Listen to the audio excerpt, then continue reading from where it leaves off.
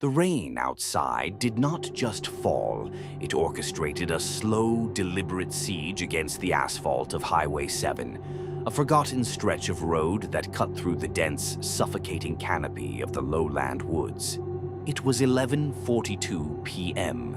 At the edge of a rusted, waterlogged shelter stood 5 people, their collars pulled high against a biting wind that felt entirely too cold for the season. They were strangers, bound only by the universal misfortune of missing the last scheduled transit and the desperate hope that the rumors of a late-night unscheduled shuttle were true. When the headlights appeared, they didn't pierce the fog so much as bleed into it, a pair of dull, jaundiced yellow orbs that wavered in the mist. The vehicle that groaned to a halt before them was an antique, a heavy-set cruiser from an era when steel was thick and windows were small. Its body was painted a faded, bruised purple, streaked with rust that looked uncomfortably like dried veins under the amber glow of the solitary street lamp. The folding doors hissed open with a sound resembling a dying breath. No one wanted to get on, but the storm gave a sudden, violent crack of thunder, and the human instinct for shelter overrode the quiet, primal alarm bells ringing in their chests. One by one, they stepped into the belly of the beast. The Manifest. The interior of the bus smelled intensely of old velvet, damp wool, and something faintly sweet, like lilies left too long in a closed room. The air was thick, heavy enough to settle in the throat. The passengers took their seats, instinctively scattering themselves to maintain the unspoken boundary of urban solitude. Arthur Pendleton, a retired clerk with a neat gray mustache and an immaculate trench coat, took a seat near the front. He liked to keep his eyes on the road. Elena Vance, an exhausted university student clutching a thick textbook on anatomy to her chest like a shield, slid into a window seat near the middle. Marcus and Clara Hayes, newlyweds whose car had broken down 3 miles back, sat together a few rows behind Elena, their hands tightly intertwined. Julian Cross, a young man with a cynical disposition and wireless headphones permanently jammed into his ears, drifted to the very back, seeking the shadows of the long rear bench. Arthur cleared his throat and reached into his pocket for the fare. "Excuse me, driver. How much to the central terminal?" The driver did not turn. He sat rigid, a massive silhouette wrapped in a heavy dark overcoat and a peaked cap pulled low. His hands, encased in thick leather driving gloves, were clamped onto the steering wheel at a perfect 10-2. He didn't speak. He didn't nod. With a violent jolt and the grinding of ancient gears, the bus lurched forward, pulling away from the curb and plunging back into the blackness of the highway. "Charming," Arthur muttered, dropping a few coins into the rusted cash box. It didn't ring. It made a dull, wet thud. The first mile, the weight of the air. For the first 10 minutes, the ride was defined by the rhythmic thwop-thwop of the windshield wipers. But as the last lights of the suburban fringe faded into the rearview mirror, the atmosphere inside the cabin began to shift. Elena was the first to notice the temperature. The heater beneath her seat was blowing full blast, yet the air hitting her ankles was freezing. She exhaled, watching a plumes of white mist bloom from her lips.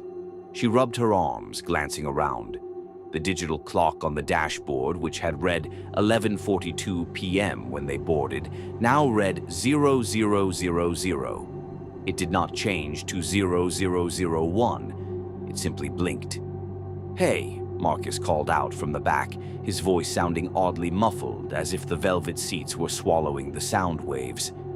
"Driver, I think you missed the turnoff for the interstate. We need the west bypass." The driver remained motionless, the back of his neck a stark, pale white against the black wool of his collar. The bus accelerated. The engine's roar shifted from a mechanical rumble to a low rhythmic thrumming that vibrated in the passenger's teeth. It sounded less like pistons and cylinders and more like a massive, frantic heartbeat. Julian, sitting on the back bench, pulled off his headphones with a scowl. "What is that tracking sound?" he muttered. He looked down at his phone. The screen was cycling rapidly through static, the battery percentage dropping from 84% to 12% to 0% in a matter of seconds, before the screen died entirely. He looked up, intending to complain to whoever would listen, but the words caught in his throat. The advertisements lining the ceiling, usually mundane posters for dental clinics or local colleges, were changing. The ink seemed to liquefy, melting down the cardboard in dark streaks. Where a smiling face had been, there was now a distorted, gaping maw. Julian blinked, rubbing his eyes. When he looked again, the posters were normal, but the shadows in the corners of the bus seemed to have grown longer, stretching toward the passengers like reaching fingers. "There is a rule on this road," a voice whispered. Elena gasped, spinning around. The seat behind her was empty. She looked across the aisle at Arthur, who was staring intently out the front windshield, his knuckles white as he gripped the handrail in front of him. "Did you hear that?" Elena asked, her voice trembling. "Hear what, young lady?" Arthur replied, though his voice lacked its previous clerical authority. It was thin, brittle. "The driver is going entirely too fast. I've been trying to get his attention, but he isn't responding." "Let me try," Marcus said, standing up. He began to walk down the narrow aisle, but the moment his foot hit the center rubber mat, the bus took a sharp, impossible curve. There were no curves like this on Highway 7. The force threw Marcus against the side windows. As his face pressed near the glass, he looked out into the night. The rain had stopped outside, but the glass was covered in a thick layer of condensation, from the outside. And written in the condensation, as if drawn by a finger in the dark, were names. Dozens of them. Names, dates, and desperate, frantic tallies of days. "Clara," Marcus whispered, his heart hammering against his ribs. "Don't look out the window." But Clara was already looking. Not at the outside, but at her own reflection. In the dark glass, her reflection wasn't moving when she moved. While the real Clara was pulling back in terror, her reflection remained pressed against the pane, its eyes wide and hollow, its mouth open in a silent, eternal scream. A dark, viscous fluid was beginning to leak from the reflection's eyes, trickling down the glass. Clara shrieked, scrambling out of her seat and throwing herself into Marcus's arms. "We need to get off. Marcus, get him to stop the bus." Marcus lunged forward, grabbing the driver's shoulder. "Hey! Pull over right now. My wife is..." The moment Marcus's hand contacted the driver's coat, the fabric collapsed. There was no shoulder beneath it. The coat, the cap, and the gloves were entirely empty, held up by nothing but a rigid, skeletal framework of rusted wire and old newspapers. The steering wheel was turning itself, spinning with a frantic, erratic life of its own. The bus let out a horrific, metallic shriek as it accelerated further into the dark, the speedometer needle snapping past 90 miles per hour, pinning itself into the red. The third mile, the shift. The panic was immediate and absolute. Julian ran to the emergency exit door at the back, grabbing the red release lever and throwing his weight against it. The metal groaned, but the door remained fused shut, as if it had been welded into a single block of iron. "It won't open," Julian shouted, his cynical veneer entirely shattered. "The windows won't break either." He had thrown his heavy textbook against the side glass. The book had rebounded with a dull thud, leaving not even a scratch. "Look at the floor," Elena whispered, her voice dropping to a terrified whimper.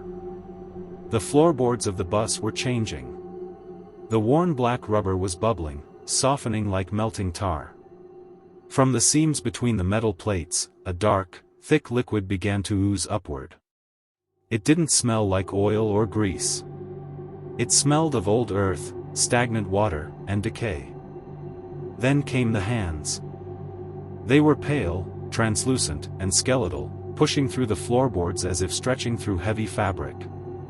They clawed at the air, their fingers flexing blindly. One caught the heel of Arthur's shoe. The old man cried out, kicking violently. "Get off me! Help!" Marcus rushed forward, kicking at the spectral limb until it dissolved into a wisp of gray smoke, but 3 more arose to take its place. The entire lower half of the bus was becoming a morass of reaching arms and distorted, weeping faces stretching upward through the vinyl. The interior lights flickered violently, casting strobe-like flashes across the horror. With every flash of darkness, the passengers weren't alone in their seats anymore.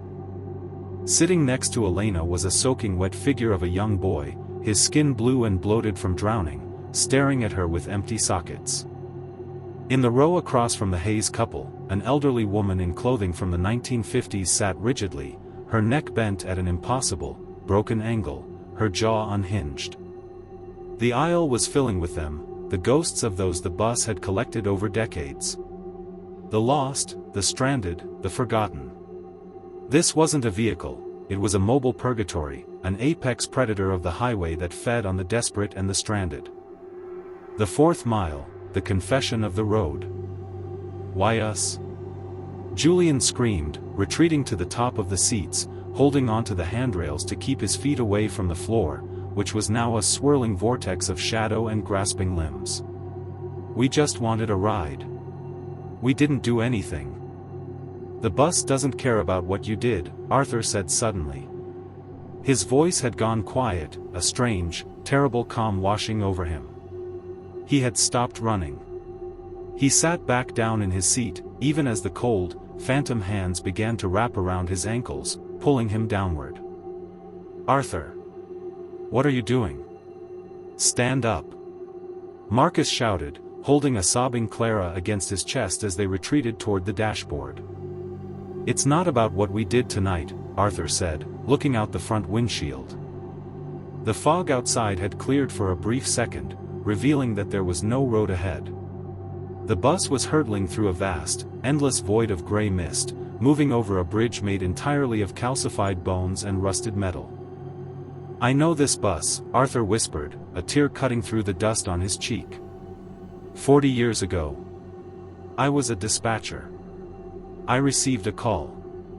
A late-night charter had gone off the bridge into the Black River. They told me there were survivors screaming for help in the dark.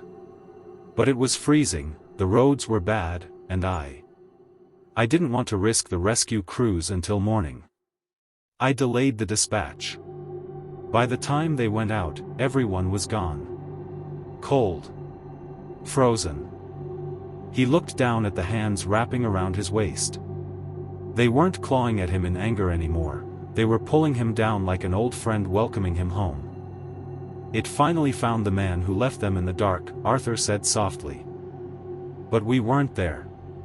Elena cried out, tears streaming down her face as she climbed onto the dashboard to escape the rising tide of shadow. "We have nothing to do with this." "The bus is hungry," Arthur replied, his lower torso now completely submerged in the floorboards. "And a trap doesn't care who steps in it, as long as it snaps shut." With a final, silent surge, the shadows pulled Arthur Pendleton completely under. The floorboard where he had been sitting snapped shut with a sharp crack, leaving only his gray mustache comb resting on the clean, dry vinyl.